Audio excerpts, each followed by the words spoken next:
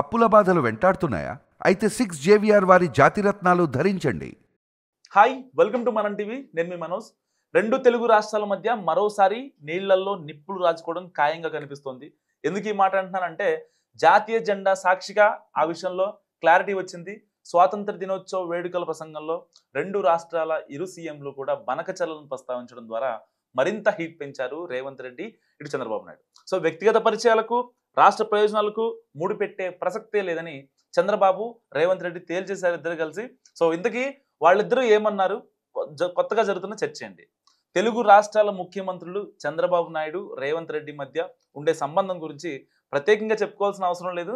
దాన్ని బేస్ చేసుకుని రెండు రాష్ట్రాల్లోని ప్రతిపక్షాలు ఇద్దరిని రాజకీయంగా ఇరుకుని పెట్టేందుకు తెగ ప్రయత్నిస్తుంటాయి. సో అది అవని ముచ్చట, అది వేరే విషయం. సో ఎవరి రాజకీయం ఎలా ఉన్నా మేం మాత్రం మా రాష్ట్ర ప్రయోజనాల విషయంలో రాజీ పడే ప్రసక్తే లేదని చెబుతున్నారు ఇద్దరు నాయకులు.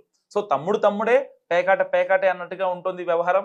తాజాగా స్వాతంత్ర దినోత్సవ వేడుకల సాక్షిగా ఇద్దరు తమ వైఖరిని మరోసారి బయటపెట్టడం గురించి ఆసక్తికరమైన చర్చ జరుగుతుంది. రెండు రాష్ట్రాల్లో రాష్ట్ర ప్రయోజనాలు కాపాడే విషయంలో తగ్గేదే లే అన్నట్టుగా ఉన్నాయి ఇద్దరి వ్యాఖ్యలు. ముఖ్యంగా బనకచర్ల ప్రాజెక్టు విషయంలో రాజకీయ చర్చ జరుగుతున్న టైంలో ఇద్దరి మాటలు కూడా ప్రాధాన్యం సంతరించుకున్నాయి. నీటి వాటాల పంపిణీ, రాష్ట్ర ప్రయోజనాలపై మాట్లాడిన తెలంగాణ సీఎం బనకచర్ల ప్రాజెక్టుపై ఏపీ ప్రభుత్వం అనుసరిస్తున్న తీరుకు పరోక్షంగా కౌంటర్ ఇచ్చారు. కృష్ణా, గోదావరి నదుల్లో నీటి వాటా హక్కుపై రాజీ లేదని, తెలంగాణకు రావాల్సిన నీళ్ల వాటా దక్కించుకుంటామని చాలా క్లారిటీగా కుండబద్దలు కొట్టేశారు. హక్కు మేరకు తెలంగాణ అవసరాలు తీరాకే మిగతా రాష్ట్రాలకు నీరు అన్నారాయన. గత ప్రభుత్వం 1,00,000 కోట్లతో కట్టిన కాళేశ్వరం ప్రాజెక్టు కూలిపోయిందంటూ ప్రతిపక్షం బీఆర్ఎస్ ను కూడా టార్గెట్ చేశారు రేవంత్. సో పాలమూరు, రంగారెడ్డి, ఎస్ఎల్బీసీ, దిండి ప్రాజెక్టుల్ని తమ హయాంలో పూర్తి చేస్తామని చెప్పారు తెలంగాణ సీఎం. సో రాష్ట్రంలో చివరి ఆయకట్టు వరకు నీరందిస్తామని హామీ ఇచ్చారు ఆయన. సో అదే సమయంలో ఇటు ఆంధ్రప్రదేశ్లో జరిగిన 15 ఆగస్టు వేడుకల్లో బనకచర్ల ప్రాజెక్టుకు సంబంధించి కీలక వ్యాఖ్యలు చేశారు సీఎం చంద్రబాబు. ఈ ప్రాజెక్టుతో ఏ రాష్ట్రానికి అన్యాయం జరగదన్న ఏపీ సీఎం బనకచర్లపై ఎవరు అభ్యంతరం చెప్పాల్సిన అవసరం లేదన్నారు. అయితే సముద్రంలోకి వృధాగా పోయే నీటినే వాడుకుంటామని మరోసారి జాతీయ జెండా సాక్షిగా ప్రకటించారు చంద్రబాబు. ఎట్టి పరిస్థితులు తగ్గేదేలే అన్నారు ఒక రకంగా. సో ఎగువ రాష్ట్రాల నుంచి వస్తున్న వరద నీటితో నష్టాలను కూడా భరిస్తున్నామని, అదే వరద నీటిని వాడుకుంటామంటే అభ్యంతరం ఏంటంటూ పరోక్షంగా తెలంగాణ సర్కార్కు ఒక గన్ షాట్ పాయింట్ ను సంధించారు చంద్రబాబు.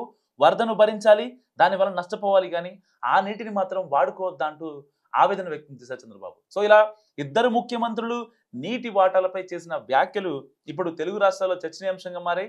ఎవరికి వారు ఆ రాష్ట్ర ప్రజల ప్రయోజనాలను దృష్టిలో పెట్టుకుని మాట్లాడుతున్నారు తప్ప ఎక్కడ రాజీ ధోరణి మాత్రం ప్రదర్శించలేదన్న చర్చ జరుగుతుంది పొలిటికల్ సర్కిల్లో.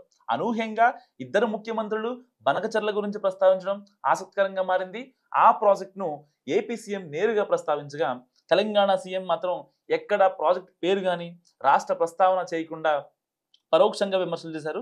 తెలంగాణ ప్రతిపక్షాలు గురు శిష్యులు, గురుదక్షిణ లాంటి పదాలు వాడినా అవన్నీ రాజకీయం కోసమే తప్ప వాస్తవంలో అంత సీన్ లేదని, నాకు నా రాష్ట్ర ప్రయోజనాలే ముఖ్యమని తెలంగాణ సీఎం క్లారిటీగా చెప్పినట్టు అర్థమైందంటున్నారు పరిశీలకులు. సో అదే సమయంలో ఏపీ సీఎం చంద్రబాబు కూడా వరద నష్టాన్ని భరిస్తున్నాం, ఆ నీటిని ఎందుకు వాడుకోకూడదంటూ సెంటిమెంట్ ను జోడించిన టెక్నికల్ పాయింట్ మాట్లాడటం ఇప్పుడు అందరిలో ఆసక్తికరంగా మారింది. సో మరి చూడాలి ఇద్దరి మధ్య రాజుకున్న ఈ ఈ వాటర్ వివాదం అనేది ఎక్కడి దాకా దారితీస్తుంది. మరి ఇద్దరు కూడా 15 ఆగస్టు వేడుకల్లో చెప్పడం మరింత చర్చనీయాంశం. ఎందుకంటే ఆ టైంలో ఇక్కడ తెలంగాణ ప్రజలకు కావచ్చు, అక్కడ ఏపీ ప్రజలకు కావచ్చు, ఇద్దరు సీఎంలు మాట ఇచ్చారు. మరి బనకచర్ల విషయంలో ఎవరు తగ్గాలి, ఎవరు నెగ్గాలి? మీరేమనుకుంటున్నారో కామెంట్ రూపంలో చెప్పండి.